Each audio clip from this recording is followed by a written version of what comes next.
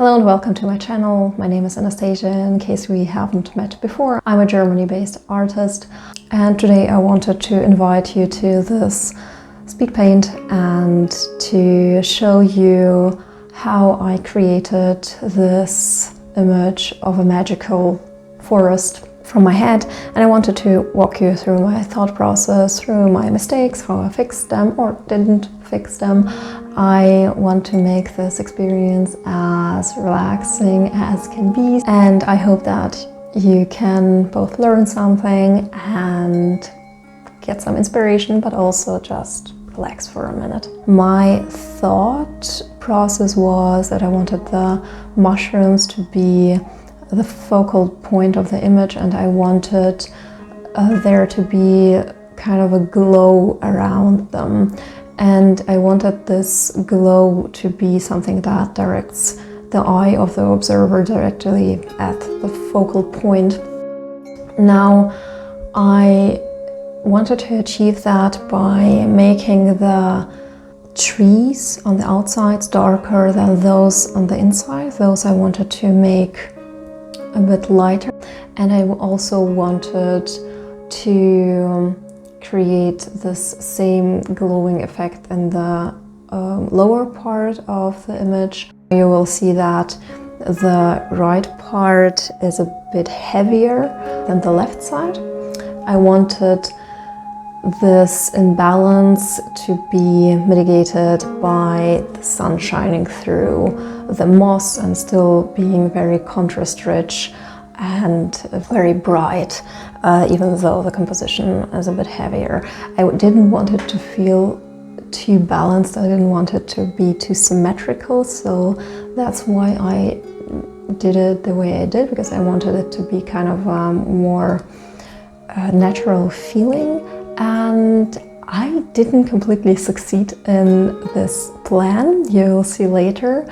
But that was the thought process, and also the branches and the fern, they were meant to guide the eyes to the center of the image.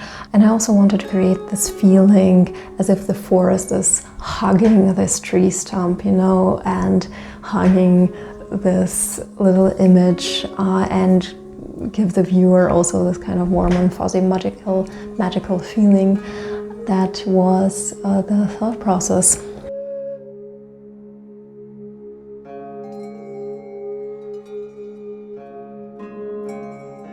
I wanted the background to be a bit grayish and not so overly saturated. And you also see that I not only made the trees on the outsides darker, but also thicker, just to create this light, airy effect in the middle that would help me guide the viewer's attention to the center and also create kind of this hugging effect I was going for.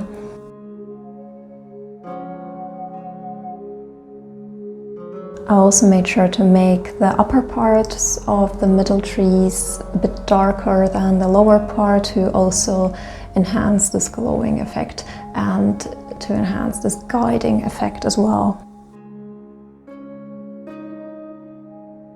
Here you should begin to see kind of the color palette I was going for, and I really enjoy using violets in my paintings, and especially whenever I paint forests and trees. That is like my secret ingredient. Doesn't let me down. 10 out of 10 would recommend. For some reason, violets is something that helps me out a lot. In my art, I really try to add more colors and be a bit more creative with the color choices. And I think the most important lesson for any artist, that's at least how I feel, is this art of forgetting how things look. Like, we know that trees are green and brown, you know, we learn that from an early age, but that's not really true, is it? So when we really look at an object with this artist's eye, I think we see a lot more color than just what we know about objects than just their local color, like, yes. And I tend to see a lot of violets. I don't know if that's just something about my eyes or something about the light and how it moves through the air, through the atmosphere. I have no idea, but I tend to see a lot of violets when I really look, you know. So it has been a staple for me, and you see it a lot throughout this painting, at least when it comes to the trees. You can barely see it. I think you cannot see it on the video, but I also added some pinks to the mushrooms themselves, just to try to make this a bit more creative and interesting, just to enhance the palette a little bit. At the very least, my feeling is that this painting would have looked a lot more stale if I just stayed with the greens and browns. So at least I'm very content with that. So what I usually do with my paintings is that I paint everything with watercolor first and really create the texture of the bark, for example, or the texture of the moss around the trees, although I especially like painting bark. And once that is finished, I go over it with an ink pen.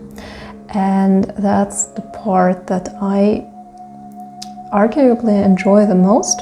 That's the point where the whole painting comes together for me. I basically then just go over the watercolor marks and more or less encircle them, just using some skills I've collected throughout my life back when I was mainly an ink artist. But the main work is actually done with the watercolors. It's like a template I follow, you could say. And I try to be a bit more bold with my ink and the shadow areas, and a bit lighter, and make the lines more dotted almost, and the lighter areas which you can see in the middle part in the background, right, where the light is shining through those distant trees. So I'm basically playing around with the line thickness as well. I know that there are lots and lots of people that basically do it the other way around, right, that first create the line art and then go in with the watercolors, but that's just my technique and my way of doing it. I wouldn't want to do it any other way. It wouldn't serve my purpose even, I would say. But I think both are just totally valid, you know. Now, unfortunately with that painting, I think I did not manage to create enough of this glowing effect on the right side of the painting. That was the plan, right, to create more brightness and to make up with brightness for the heavier composition, for the more load on the right side. But I ended up using too much dark colors, and honestly I was a little bit confused and didn't quite know what I was doing at certain points. And you also saw that, or see it, with the little plants on the left. I was really confused with the negative painting in that part. I tried going over it later and adding ink and adding some more color, but it kind of came out a bit muddy. But it is what it is. I'm still quite happy with the way it turned out. I still think I wouldn't have created the composition in a much different way, at least, because still I just did not want to make something that would seem a bit too symmetrical. And but yeah, maybe there's something lacking on the left side. I would try to make up for it with the roots, but I think that wasn't just really enough, you know. But I feel like the composition still mostly accomplishes what I wanted it to make, like the focal point is still on the mushrooms, and it still creates this kind of feeling of hugging and like you're being pulled into this forest, I think. Or if you disagree, leave a comment down below. I would like to hear your thought process and to hear if you found it helpful in any way. I've never done these walkthroughs through my paintings before. I don't know if you guys find it interesting in any way, but if you do, leave a comment, leave a like, and just let me know so I know that I should make more of those. That's kind of an experiment this time, yeah. And so happy to see you here. I hope to see you again, and until then I say goodbye.